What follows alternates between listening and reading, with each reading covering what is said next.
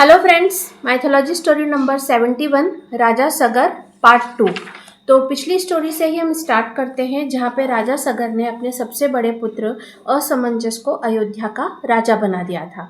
अब असमंजस को राजा बने हुए अयोध्या में 14 वर्ष बीत चुके थे और इन 14 सालों में जो राजा असमंजस थे उन्होंने जो अपना अयोध्या का जो राजपाट है उन्हें बहुत ही अच्छे से संभाला था और सब उनसे पूरी प्रजा प्रसन्न थी।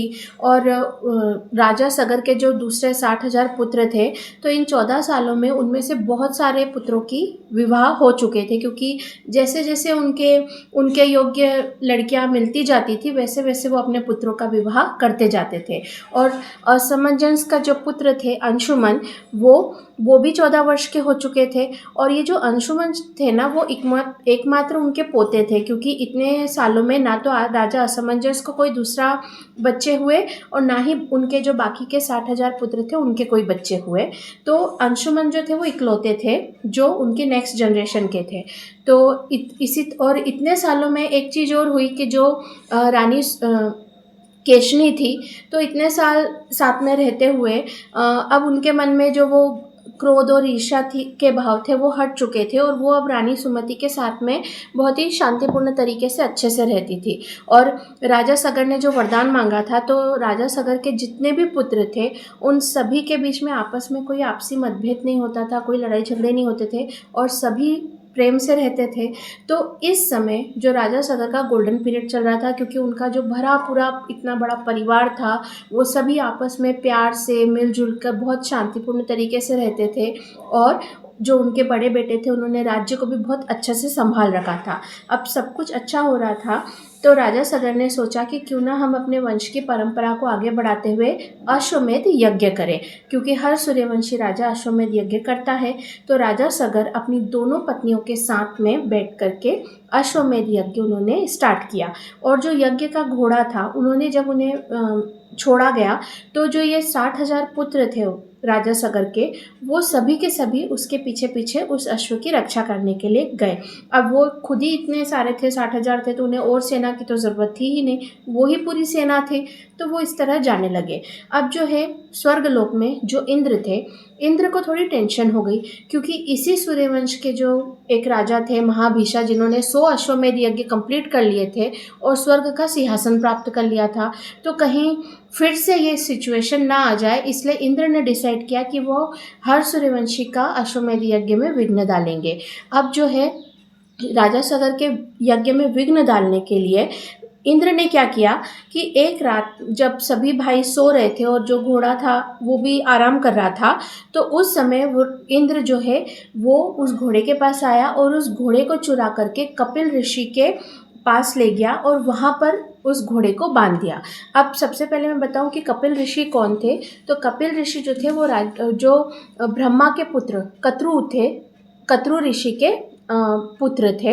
तो ये जो कपिल ऋषि थे वो पृथ्वी पर निवास करते थे और कपिल ऋषि का भी अपना एक गुरुकुल था और वो शिक्षा देते थे। और कपिल ऋषि जो है वो काफ़ी बड़े वैज्ञानिक थे, उनको काफ़ी सारे रिसर्च वगैरह भी करते थे।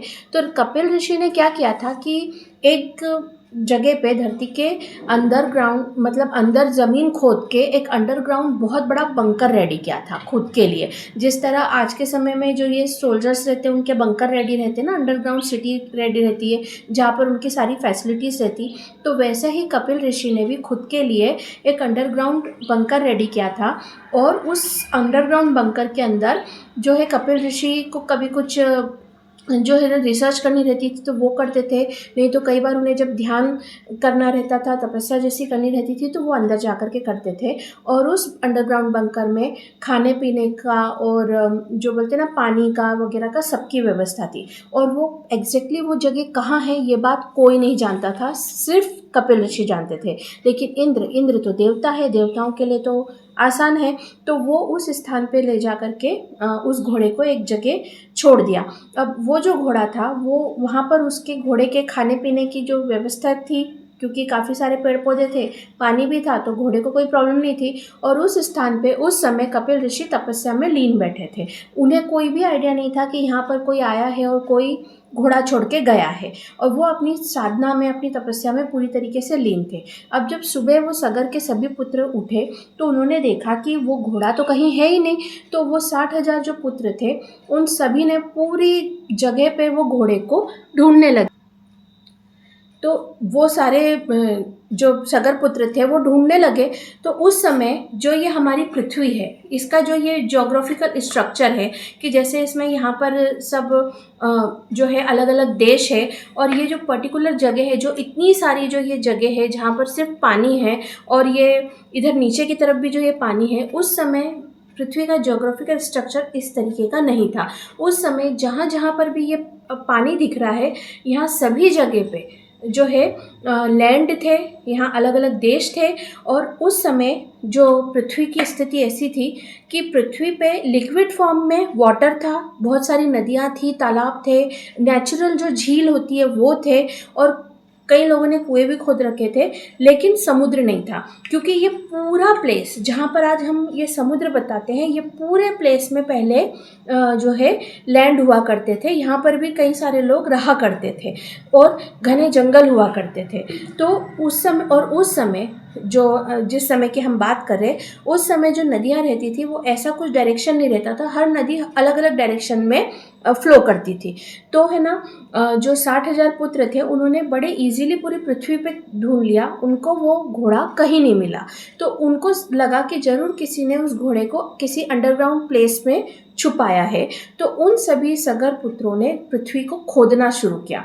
अब वो जो सभी सगर पुत्र थे वो बहुत ज़्यादा ताकतवर थे, उनकी क्वांटिटी बहुत ज़्यादा थी। तो ये जो पूरा पोर्शन है जहाँ पर फिलहाल में ये पानी दिख रहा है, ये समुद्र दिख रहा है, ये पूरी जगह को उन्होंने खोद डाला। और खोद खोद के जो है पृथ्वी का ज्योग्राफिकल स्ट्रक्चर काफ़ी हद तक उन्होंने चेंज कर दिया। क्योंकि जो खोदने से जो मिट्टी दूसरी तरफ फेंकी थी, तो कई सारे पहाड़ बन गए, कई सारे मतलब अलग अलग जो है देश बन गए।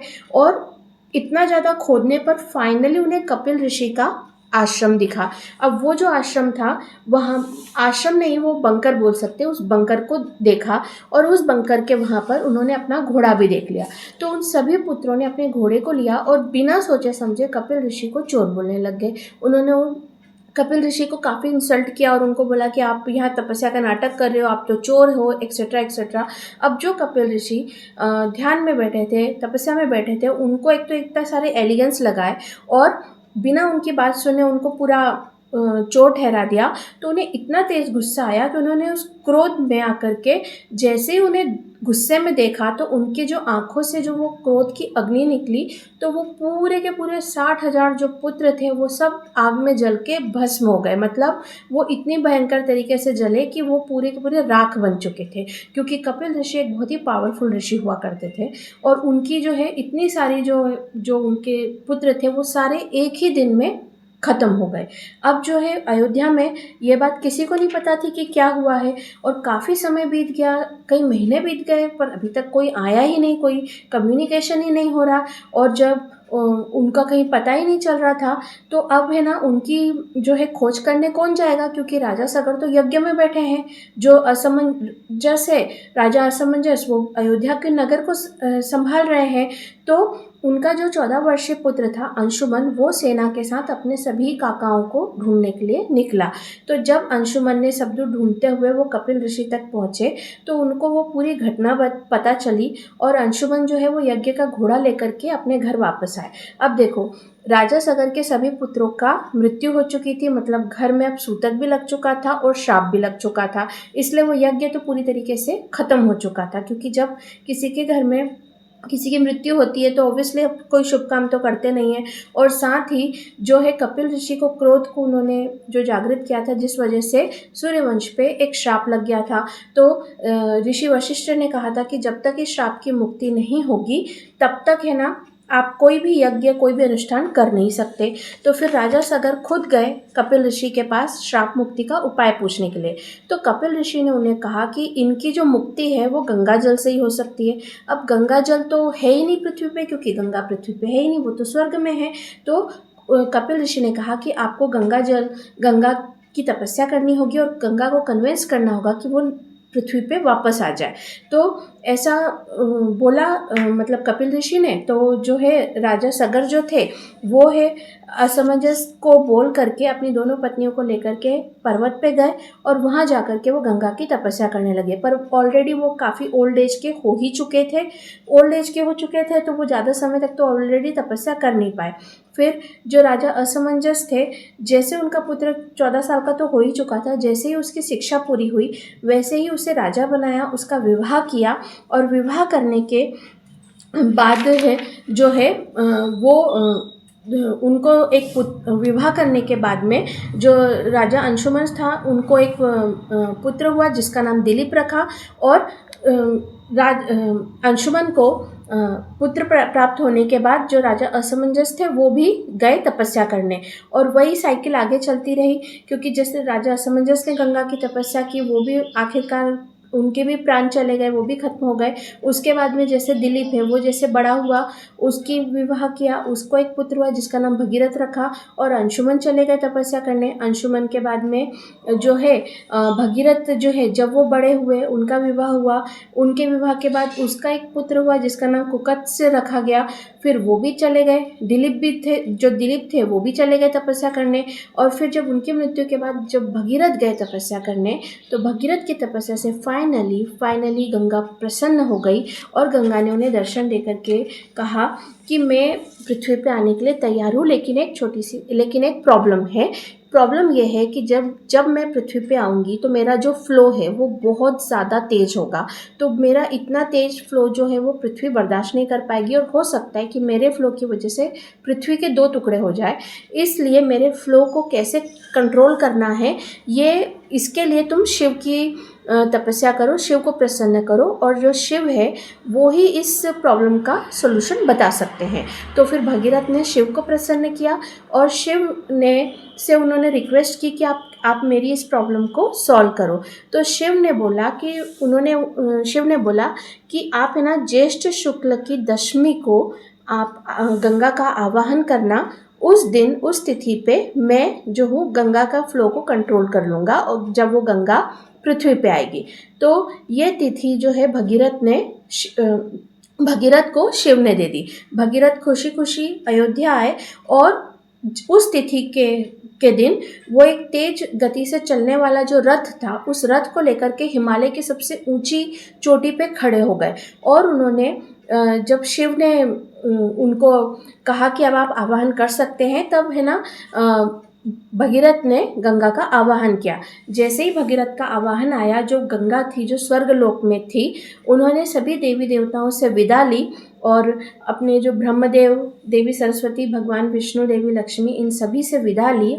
और ब्रह्मदेव ने कहा कि अब तुम जो है पृथ्वी पे जा रही हो, तो अब तुम कलयुग का जब तक अंत नहीं होगा तब तक तुम पृथ्वी से वापस नहीं आ पाओगी। जब कलयुग के अंत होने का समय आएगा तब तुम्हारा जल पूरी तरीके से सूख जाएगा और तुम वापस से स्वर्ग में आओगी। उसके बाद जब नया युग शुरू होगा तब तुम वापस से पृथ्वी पे जाओगी। ऐसा आशीर्वाद दे करके गंगा ने सबसे विदा ली। और सबसे पहले स्वर्ग में गंगा जो है वो लिक्विड फॉर्म में आई। तो लिक्विड फॉर्म में जब आई तो उनका जो जल था वो स्वर्ग के एक बहुत बड़े तालाब में पूरा भर गया और वो जो पानी है वो हमेशा के लिए स्वर्ग में रह गया, ताकि देवताओं को गंगा जल की ज़रूरत पड़ने पर उन्हें पृथ्वी पे नहीं आना पड़े। उसके बाद अपने लिक्विड फॉर्म में ही गंगा ने पृथ्वी की तरफ अपना फ्लो स्टार्ट किया और जैसे जैसे वो पृथ्वी के करीब आने लगी, पृथ्वी की ग्रेविटी की वजह से उनका फ्लो इतना ज़्यादा तेज हो गया था कि वो खुद भी अपने आप को कंट्रोल नहीं कर पा रही थी। तो जो शिव थे उन्होंने अपने जो जटाएं थे वो पूरी खोल दी और पूरी पृथ्वी के तरफ अच्छे से फैला दी। और जैसे ही गंगा जो है पृथ्वी के पास आई, वो उनके शिव के सर के ऊपर टकराई और उन्होंने अपनी सारी बालों से उन्हें अच्छे से एक जूड़े की तरह बांध लिया। तो देखो गंगा जो है वो पार्वती की सगी बड़ी बहन है और इस तरीके से जो शिव है वो उनकी अपनी पत्नी की बड़ी बहन को उन्होंने रिस्पेक्ट भी दिया और साथ ही उनके फ्लो को कंट्रोल भी किया।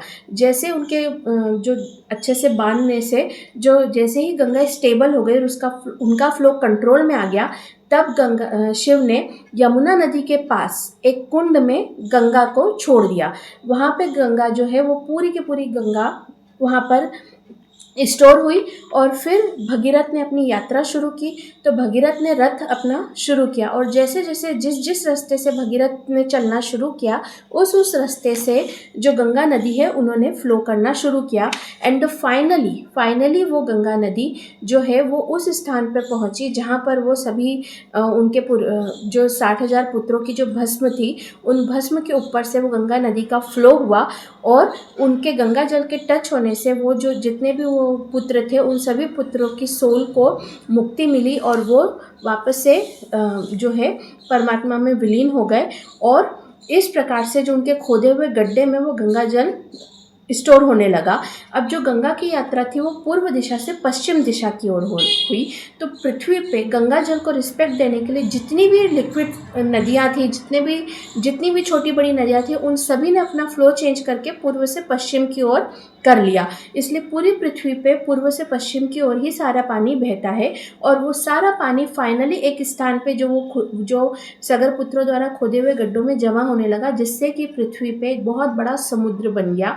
और सगर पुत्रों ने खोदा था इसलिए उसको सागर कहने लगे और सागर से फिर धीरे धीरे लोग बोलचाल की भाषा में समुद्र कहने लग गए। तो इस तरीके से सागर का निर्माण हुआ। और ये जो तिथि थी ज्येष्ठ शुक्ल दशमी, इसे गंगा दशहरा के नाम से जाना जाने लगा। दशमी मतलब 10, तो 10 और इस तारीख को गंगा जो है पृथ्वी पर आई थी, इसलिए इस तिथि को गंगा दशहरा के नाम से जानते हैं। और सगर पुत्रों ने इतने बड़े गड्ढे खोदे जिसके अंदर आज वो सारा पानी स्टोर होता है। तो सगर पुत्रों की वजह से उस जगह को सागर कहने लगे, जिसमें सभी नदियों का पानी स्टोर होता है। और सागर का ही मतलब बोलचाल की भाषा में समुद्र बोलने लगे। और ये जो अपनी पृथ्वी है जहाँ पर जो जोग्राफिकल स्ट्रक्चर आज हम देख सकते हैं, ये वाला जो जोग्राफिकल स्ट्रक्चर है वो उस समय बन गया था। तो इस प्रकार से ये पूरी राजा सगर की और उनके सभी पुत्रों की पूरी स्टोरी यहाँ पर ख़त्म होती है। तो आज की स्टोरी यहीं एंड करते हैं, मिलते हैं नेक्स्ट वीडियो में। Okay bye.